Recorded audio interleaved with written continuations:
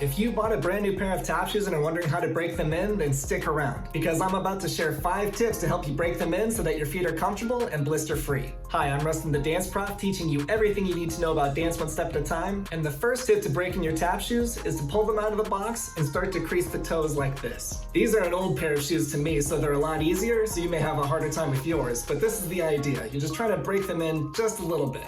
The second tip is to put them on and wear them around the house and just go about your normal life. Walk to the kitchen, go get something from the laundry room, go upstairs, sit around on the couch. Just having them on your feet and doing everyday activities will help break them in a little bit. The third tip that I recommend is to wear your shoes with thick socks. Or you can also double layer a thin pair of socks. The idea is just to make those shoes a little bit more roomy on the inside to be able to contour to the shape of your feet.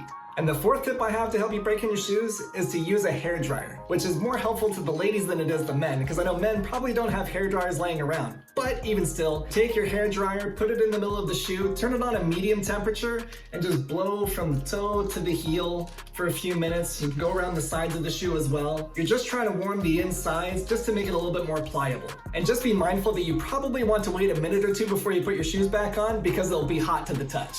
And the fifth tip I have for you to break in your shoes is to just start dancing in them. So watch this video right here to get started on the basic steps that every beginner needs to know, and I'll see you in the next one.